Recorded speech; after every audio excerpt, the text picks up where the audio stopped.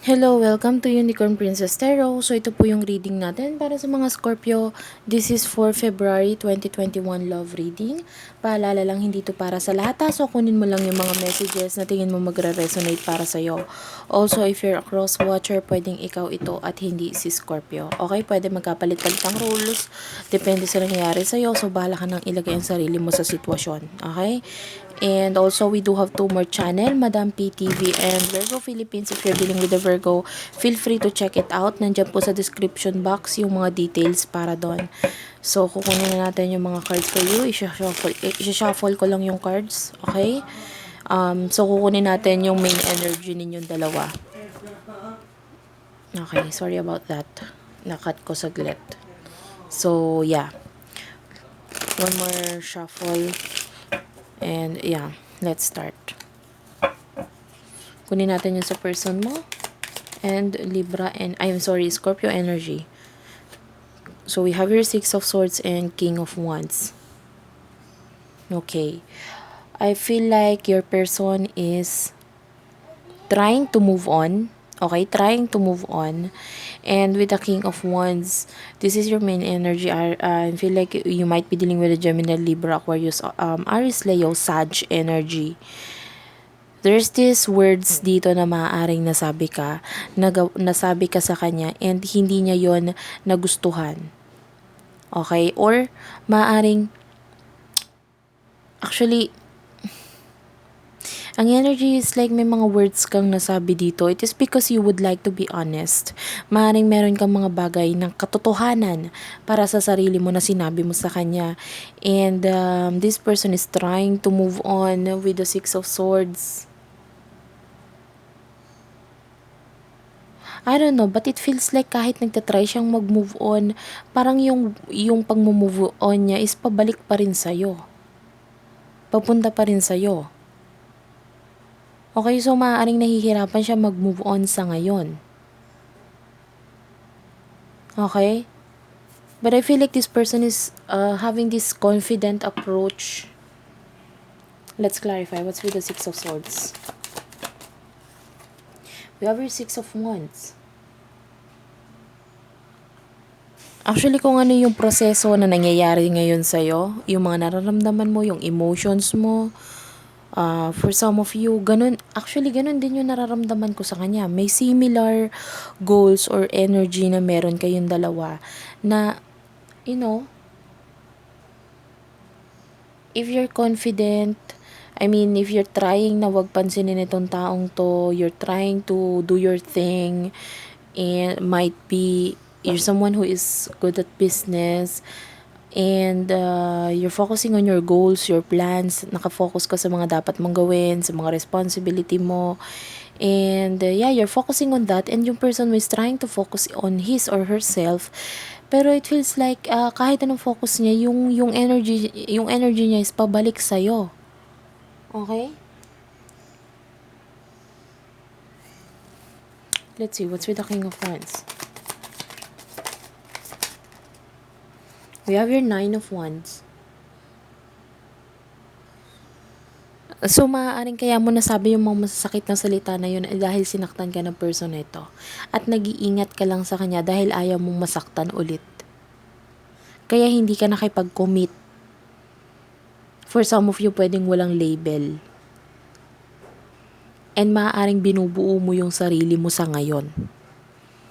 Okay? Inaayos mo yung sarili mo, ini-improve mo yung sarili mo. So, nandun yung concentration.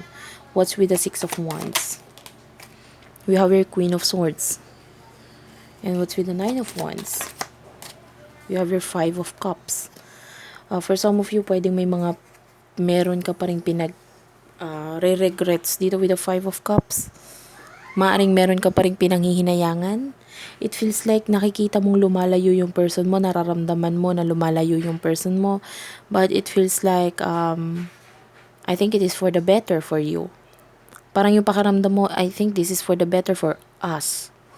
Ito yung makakabuti para sa atin. So, kahit lumalayo yung person mo, pinipigilan mong lumapit or gumawa ng movement papunta sa kanya.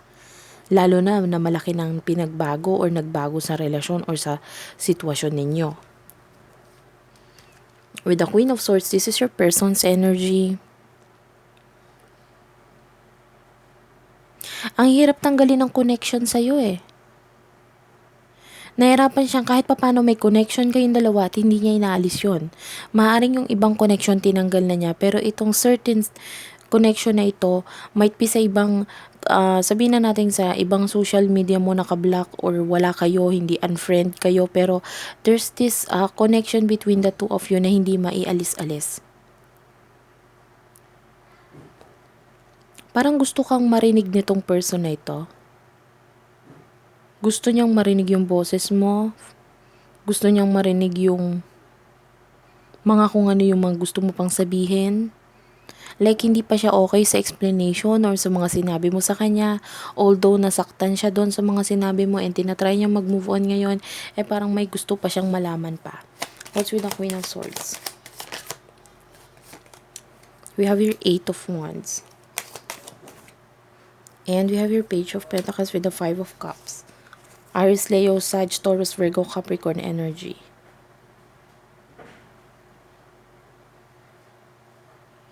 For what I can see here, alam mo yung person mo hiding in the shadow eh. Hindi niya pinapakita kung paano kanya tignan or maaaring may mga times pa rin na chine-check niya yung social media mo. Ayun nga, kaya hindi niya maalis yung isang connection between the two of you because of this person na maaaring nai-enjoy niya kung paano ka makipag maaaring yung mga post mo, ganyan. And kahit papano, kahit walang hindi naging maganda yung relationship sa inyong dalawa, as long na nakikita ka niya, okay na siya doon. Kasi nga, hindi ko pa siya nakikita na nakamove on na siya totally sa'yo. And with the Page of Pentacles, it feels like you're really showing this person kung ano yun. Like, maaaring ikaw rin ito na nagpaparinig at maaaring ipinapakita mo rin, maybe through social media, etong mga hinaing mo, mga gusto mo sabihin sa kanya. And alam niyang para sa kanya yon. For some of you, pwedeng may parinigan talaga nangyayari dito. That's with the 8 of Wands. And we have your 8 of Cups. I'm sorry, Knight of Cups and 4 of Wands. So that is Cancer, Scorpio, Pisces, Aries, Leo, Sag energy. Iisa lang yung gusto nyong mangyari eh.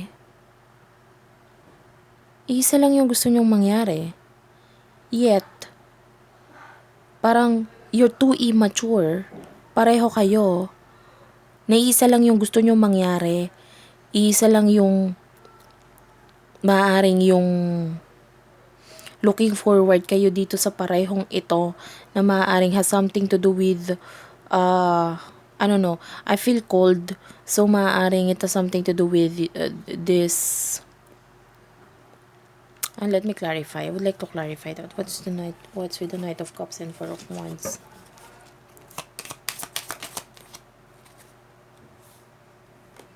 Okay, 5 of Swords. Parang gusto nyong, ang energy mo, gusto mong ipaglaban niya yung mga nararamdaman niya para sa'yo. And ganun ka rin naman sa kanya. Kung may habulan man dito, yun nga. Gusto mong habulin ka niya, gusto niyang habulin mo siya. So, pareho kayo ng gustong mangyari. Okay? Kumbaga, ang nangyayari nga sa inyo, parang pataasan kayo ng ego sa ngayon.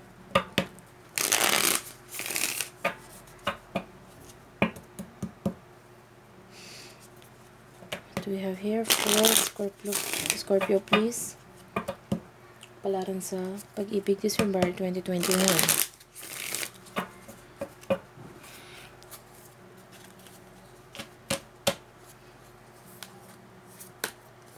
We have your abundance.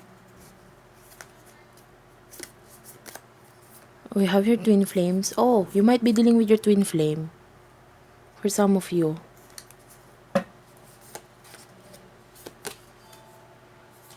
Yon. Okay, I get it now.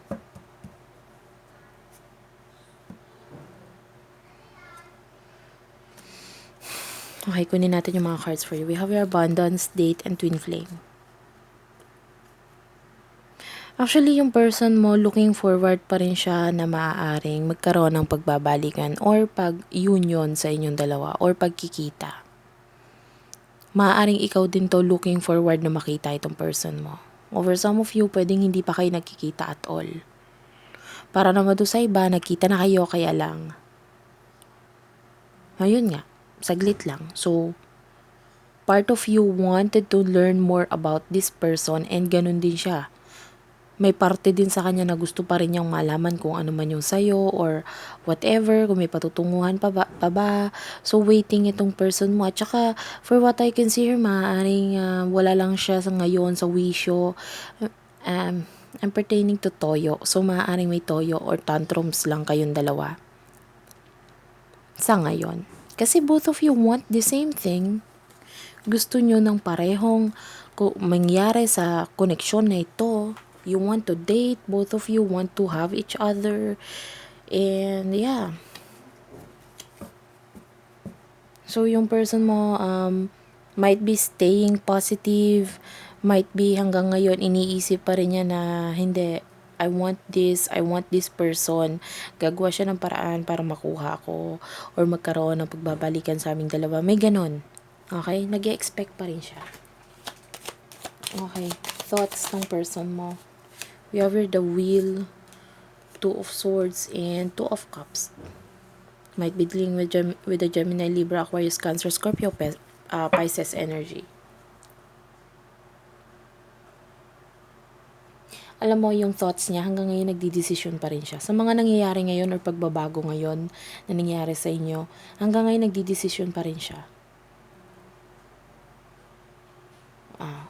Should I date someone? Or dapat bang mag-concentrate na ako dito sa mga bagong nagkakagusto sa akin? Possible kasi na yung person mo is someone na medyo marami nagkakagusto sa kanya or may mga tao talaga nandyan sa paligid niya nagpaparamdam.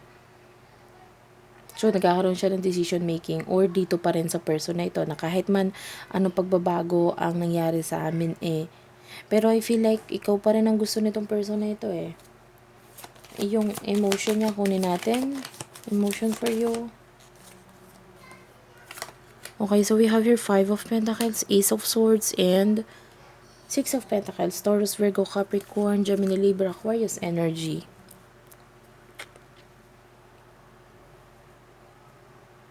Alam mo, for some of you, parang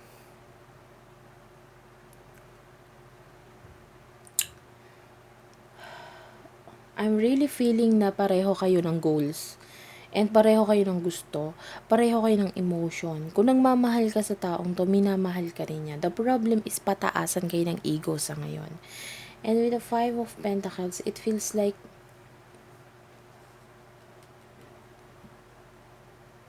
yung emotion niya bumabalik at bumabalik sa'yo So, kung maaaring natatry siyang mag-move on, nagtatry siyang pigilan yung sarili niya na lumapit or gumawa ng movement papunta sa'yo. Mahal ka nitong taong to, kaya lang wait lang. Parang yun yung gusto niya sabihin, wait lang. Okay? Parang gusto niya iparanas muna sa'yo yung mga sakit na pinaranas mo sa kanya. Na feeling naman niya, kasi very confident yung approach niya, feeling niya, mararanasan mo yung mga pinaranas mo sa kanya. Okay? So, might be deep pain na sinabi mo sa kanya or mga pinaramdam mo sa kanya. So, maaaring pinaparanas niya ngayon sa'yo yun. What is the action? So, the action is we have here 2 of Pentacles, the Chariot. I feel like I need to read this in reversal. So, I'm going to read this in reversal. With the Ace of Pentacles and the Tower. Sa ngayon, ang action ng person mo with the Chariot in reverse and 7 of Pentacles. Ace of Pentacles and the Tower.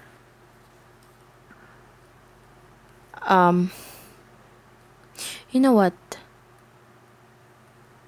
Hindi para maghabol ngayon itong person mo. Yun yung minamarka niya sa utak niya. Hindi ako para maghabol muna sa'yo. ayusin ko muna yung sarili ko, ipakikita ko sa'yo worth it ako, at ipakikita ko sa'yo na ikaw, yun nga, gusto niyang ikaw kasi ang bumalik, ikaw ang gumawa ng action.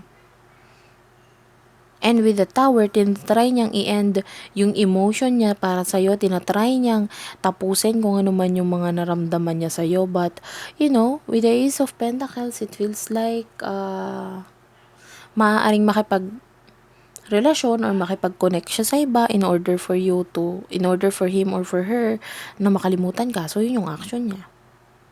Kasi gusto niya tapusin dahil na sobrang sakit. Kung may magbabalik man dito, ini-expect niya na ikaw yon. Nag-i-expect siya na babalik ka. Nag-i-expect ka siya na kahit paano mag-a-apologize ka, gagawa ka ng paraan para magkaroon ng kayo or pag-union or pagkikita sa inyo. So, yon. Your person is actually expecting you. Hindi siya maghahabol sa'yo. Okay, so yun yung action niya. So that's it for now. Scorpio, thank you for watching. I hope nakaresonate kayo. Please do like and subscribe to our channel. Unicorn Princess Tarot, Virgo Philippines if you're dealing with a Virgo, and Madam PTV for funny and comedy style kind of reading. Feel free to check out the description box guys ha. Na-appreciate ko po lahat ng comment, like, share, and subscribe. I love you all again and bye-bye.